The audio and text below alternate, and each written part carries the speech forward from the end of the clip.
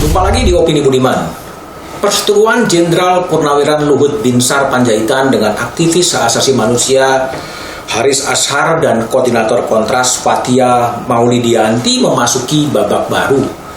Polda Metro Jaya telah menetapkan Haris dan Fathia sebagai tersangka dugaan pencemaran nama baik dan pelanggaran Undang-Undang Informasi dan Transaksi Elektronika. Jenderal Luhut menunjuk pengacara papan atas dan ternama Junifer Girsang untuk membela hak-hak hukum dari Luhut Panjaitan. Sedang Haris dan Fathia, para aktivis hak asasi manusia itu dibela oleh Nurkolis dan sejumlah pengacara. Pengacara-pengacara lain pun kemudian bergabung. Sejumlah aktivis melakukan advokasi di media sosial melalui tagar Kami Bersama Haris. Perseteruan itu berawal dari unggahan YouTube yang berisi percakapan antara Haris dan Fathia. Judulnya ada Lord Luhut di balik relasi ekonomi operasi militer Intan Jaya. Jenderal Bin juga ada. Luhut merasa konten itu tidak benar dan mencemarkan nama baiknya.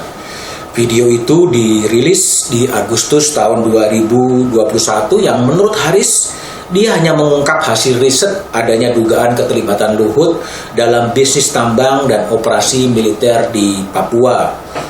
Di tengah promosi soal restoratif justice yang disampaikan oleh Kapolri Jenderal Listio Sigit Prabowo, penyelesaian kasus di luar pengadilan adalah model restoratif justice.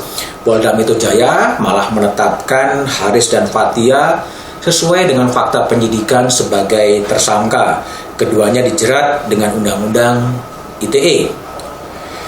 Di video berjudul Ada Lord Luhut di balik relasi ekonomi operasi militer Intan Jaya, itu ada sejumlah riset dari kelompok masyarakat sipil seperti Walhi Papua, YLBHI, Pusaka Bentara Rakyat, Greenpeace Indonesia, dan Tren Asia yang dipaparkan oleh dalam percakapan Haris dan Fathia.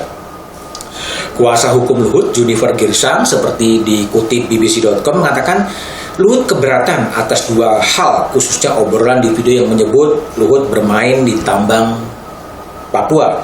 Dua hal itu membentuk opini yang tendensius dan mencemarkan nama baik, serta menyebarkan berita bohong. Pihak Luhut memang telah melayangkan somasi dan meminta Haris dan Fathia untuk meminta maaf.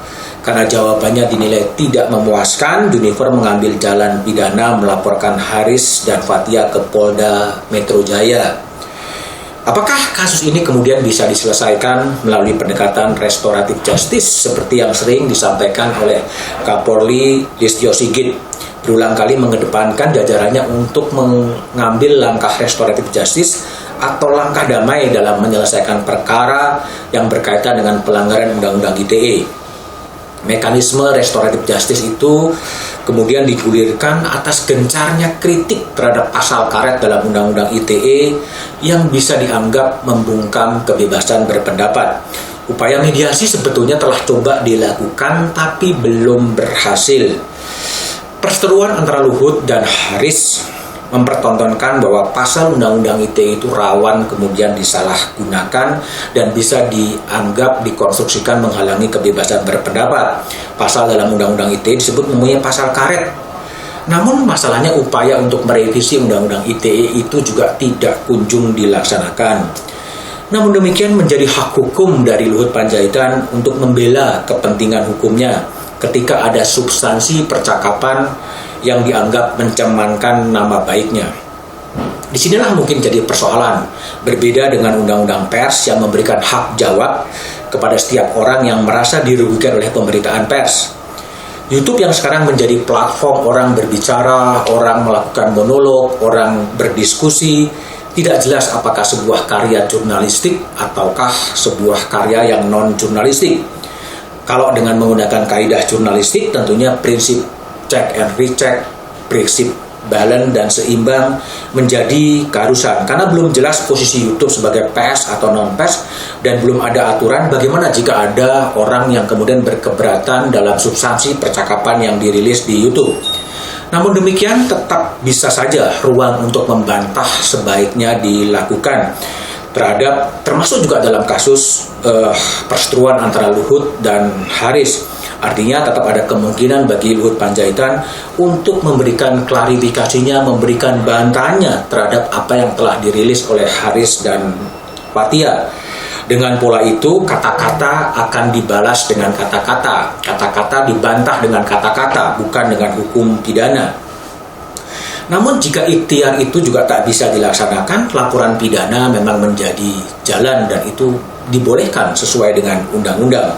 Biarlah mekanisme hukum pidana berjalan, polisi menyidik dan memeriksa, jaksa menuntut dan hakim akan memutuskan.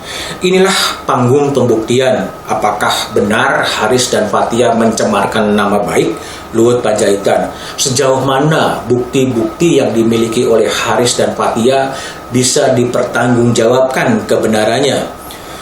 Dalam kasus pidana tentunya Luhut akan diwakili oleh jaksa yang akan menuntut Haris dan Fathia jika kemudian berkas dari kepolisian itu kemudian diterima kejaksaan dan kembali dilakukan penuntutan di depan pengadilan. Meski panggung peradilan adalah panggung pembuktian formal, yang terjadi pasti akan terjadi langkah-langkah politik atau politisasi terhadap isu tersebut. Panggung peradilan bisa saja berubah menjadi bukan hanya benar dan salah menurut kacamata hukum formal, tetapi benar atau salah secara moral.